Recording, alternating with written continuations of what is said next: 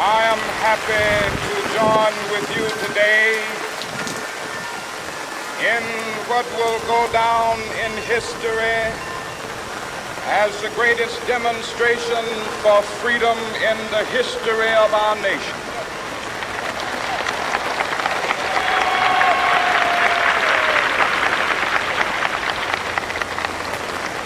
Fivescore years ago,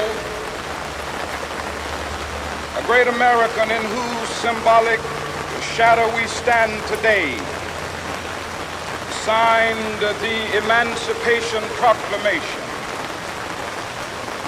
This momentous decree came as a great beacon light of hope to millions of Negro slaves who had been seared in the flames of withering injustice.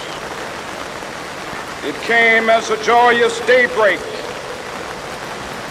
to end the long night of their captivity. But 100 years later, the Negro still is not free. 100 years later, the life of the Negro is still sadly crippled by the manacles of segregation and the chains of discrimination. 100 years later, the Negro lives on a lonely island of poverty. I have a dream that one day this nation will rise up, live out the true meaning of its creed. We hold these truths to be self-evident, that all men are created equal.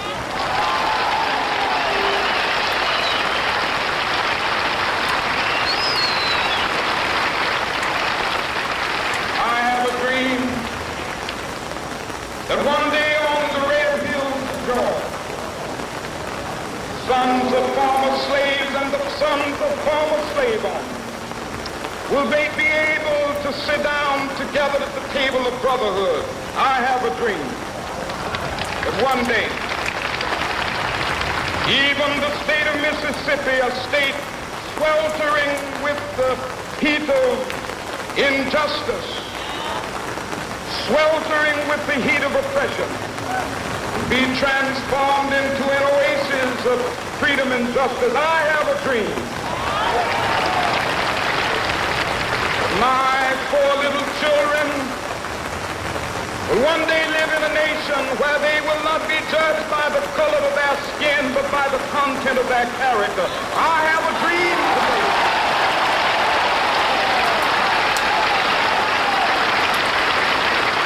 I have a dream that one day down in Alabama with its vicious racists, with its governor having his lips dripping with the words of interposition and nullification. One day right there in Alabama, little black boys and black girls will be able to join hands with little white boys and white girls as sisters and brothers. I have a dream today.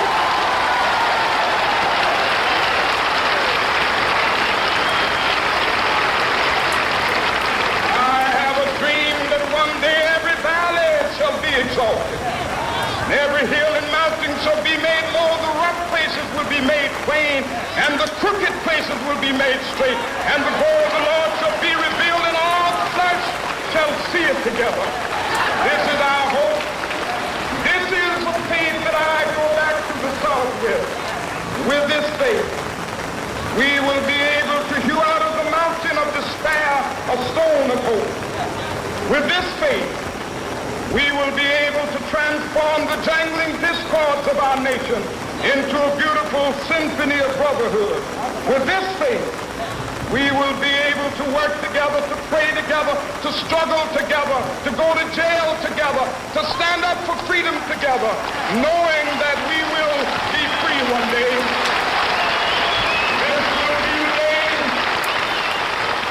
This will be the day when all of God's children be able to sing with new meaning, my country tears of thee. Sweet land of liberty of thee I sing. land where my fathers died, land of the pilgrim's pride. From every mountainside, let freedom ring. And if America is to be a great nation, this must become true. And so let freedom ring. From the prodigious hilltops of New Hampshire, let freedom ring.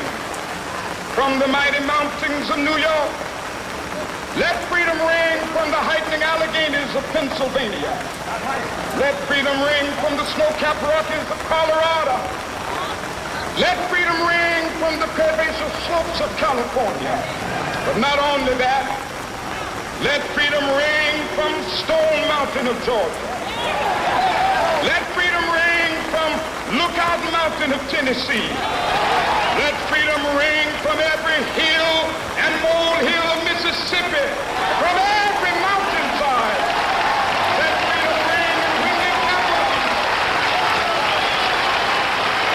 When we allow freedom ring, when we let it ring from every village and every hamlet, from every state and every city, we will be able to speed up that day when all of us children, black men and white men, Jews and Gentiles, Protestants and Catholics, will be